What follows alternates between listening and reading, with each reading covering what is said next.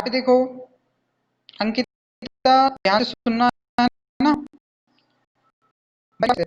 तो boiling point के बारे में सबसे पहले ये चीज देख रहे थे कि जो अपना फिनॉल है और अल्कोहल है, तो जैसे जैसे इनमें नंबर ऑफ कार्बन बढ़ते हैं, एक फिक्स चेन बढ़ती है, तो अल्कोहल का बॉइलिंग पॉइंट बढ़ता जाता है ना। लेकिन जैसे जैसे अगर वो ब्रांच हो जाती हैं, है ना, तो फिर वो बॉइलिंग पॉइंट डिक्रीज हो जाता है। क्यों? क्योंकि जैसे जैसे चेन बढ़ती है, सरफेस बढ़ती है, जैसे ये एक चेन यूं बढ़ती जा रही है, तो सरफेस एरिया ज्यादा घेरेगी, तो फिर मेल्टिंग बॉइलिंग पॉइंट बढ़ जाएगा। लेकिन जब ये क्या हो जाती है, ब्रांच हो जाती है, तो सरफेस एरिया कम हो जाता है, तो मेल्टिंग बॉइलिंग पॉइंट घट जाता है। क्यों?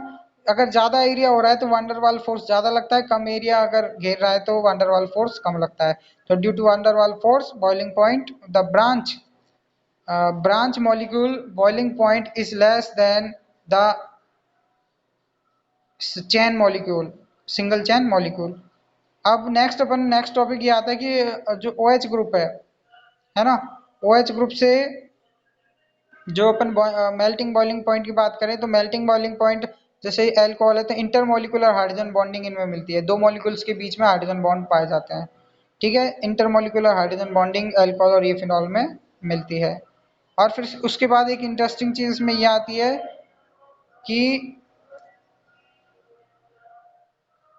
ये बॉइलिंग पॉइंट जो अल्कोहल एंड फिनोल्स का सबसे ज्यादा रहता है सारे कंपाउंड्स में।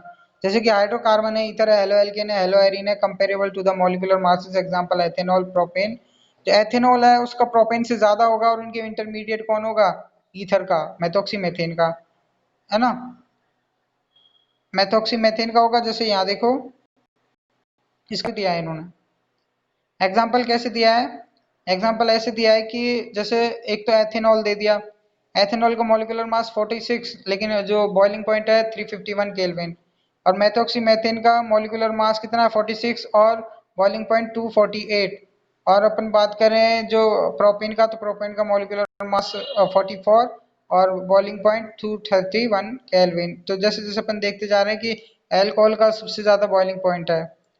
फिर उसके बाद एक सॉल्युबिलिटी आती है। सॉल्युबिलिटी में अपना टॉपिक ये आता है कि solubility of alcohol and phenol in water is due to their ability to form hydrogen bonding.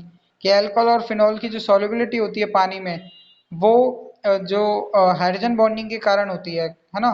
The solubility decrease with increase in the size of alkyl aryl group. Alkyl और aryl group की अगर size बढ़ता है तो जो इनकी solubility है वो घटती जाती है। क्यों? क्योंकि जो एल्किल साइड जो होते हैं हाइड्रोफोबिक नेचर के होते हैं, मतलब जल्दी से सॉल्युबल नहीं होते हैं। तो अगर ये बढ़ते जाएंगे तो जो सॉल्युबिलिटी है वो घट जाएगी। तो अपन बात करें lower molecular mass alcohol are miscible with water. तो लोअर मॉलिक्यूलर मास वाली अल्कोहल जल्दी से पानी में मिल जाती है। और फिर उसके बाद ये क्वेश्चन है, इसको सॉल्व करते हैं।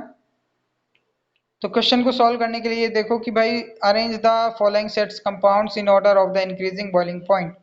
तो जैसे पेंटेनवानॉल, ब्यूटेनवानॉल, तो इन सब में से पहले अपन को देखना भाई सबसे छोटा तो अपना क्या होगा? मैथेनॉल का होगा। ठीक है, फिर मैथेनॉल की बात करें तो मैथेनॉल के बाद फिर एथेनॉल का होगा। ठीक है, एथेन के बाद प्रोपेनॉल का होगा, प्रोपेन वन ऑल का होगा, है ना, प्रोपेन वन ऑल का होगा, फिर ब्यूटेन टू ऑल का, फिर ब्यूटेन वन ऑल का। ब्यूटेन टू ऑल क्योंकि ब्रांच है, ब्यूटेन वन ऑल सिंगल है, तो इसलिए क्या है कि ब्यूटेन टू ऑल को पहले लेंगे और इसको बाद में लेंगे। और पेंटेन वन ऑल का क्या होगा? सबसे ज्यादा होगा। फिर इसके बाद n butane butane ethoxy ethane pentanal और पेंटेन वन ऑल। अगर इसमें बात करें जैसे भाई ब्यूटेन का सबसे ज्यादा, सबसे कम, सॉरी, ब्यूटेन का सबसे कम, फिर ईथर, फिर पेंटेनिल का उससे ज्यादा, फिर पेंटेन वन का अल्कोहल का सबसे ज्यादा क्या हो जाएगा? सबसे ज्यादा वेट जो बॉइलिंग पॉइंट है वो